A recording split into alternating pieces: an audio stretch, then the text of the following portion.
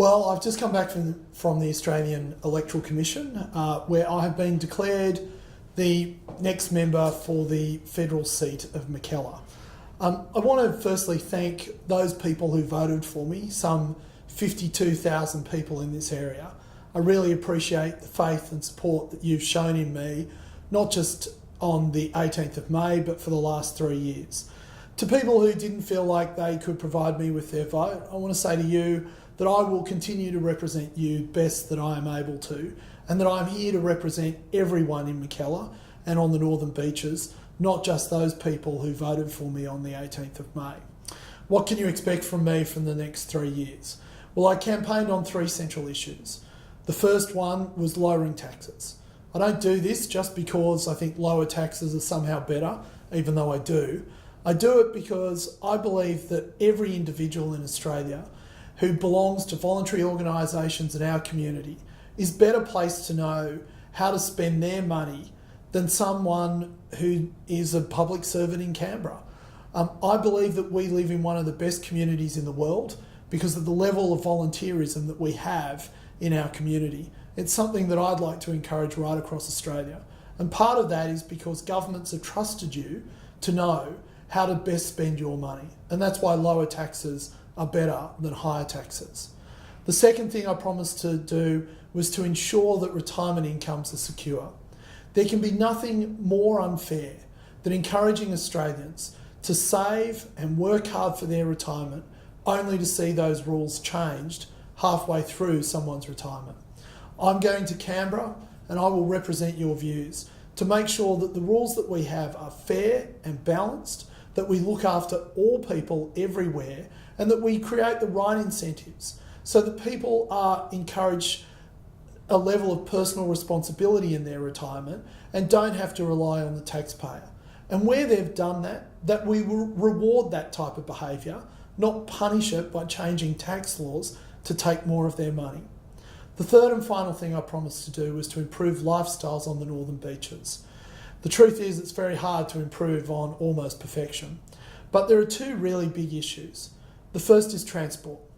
The Labor Party, if I may be political, and the Greens and the left wing generally speaking, like Get Up and others, have said consistently that the Northern Beaches need to have more development.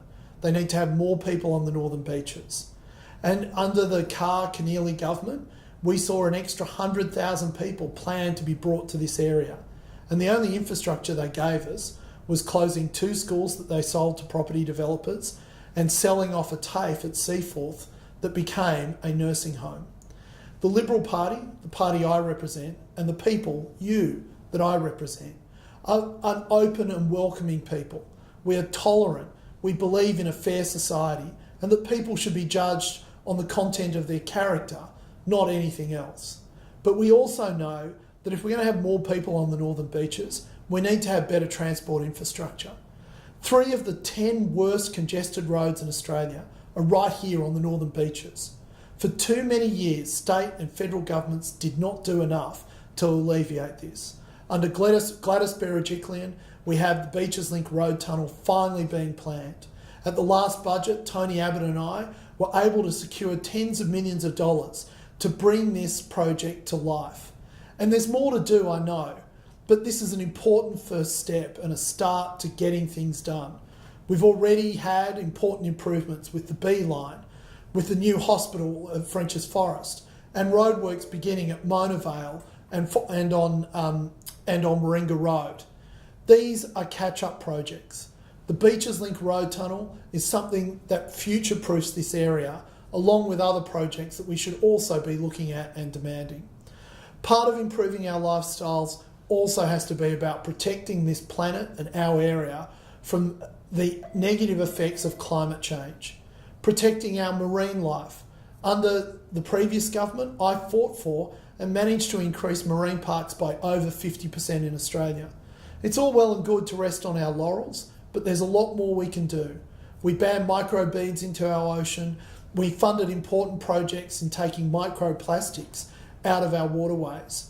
And we will do more in this term of government to ensure that our climate and our environment is protected and enhanced throughout our coming life, so that we can pass on to our children a better place than what we were given by our parents. This has always been our credo and always been something that we have wanted to behave and to bring to the people that we represent and to the world at large. It's a proud part of Liberal Party history and our heritage, and it's one that I'm proud of too. If you need anything in the next 3 years, I know that my role is mostly service delivery. From the NBN to immigration to NDIS to veteran affairs, if I can be of assistance or help, please let me know.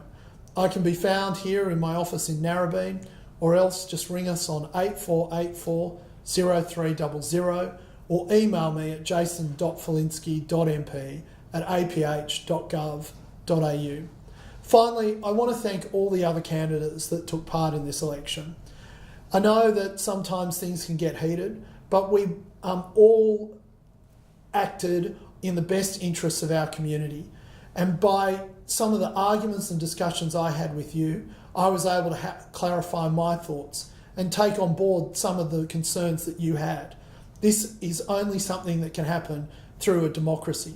So while democracies may not be efficient, they certainly are effective, because they make my role, anyone's role as a representative of their communities, much better and much easier to do.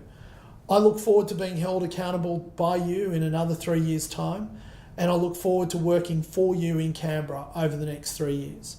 During the election, I said, if you'll be my voice on the 18th of May, I'll be your voice in Canberra for the next 3 years. A promise made, and it's a promise I'm going to keep.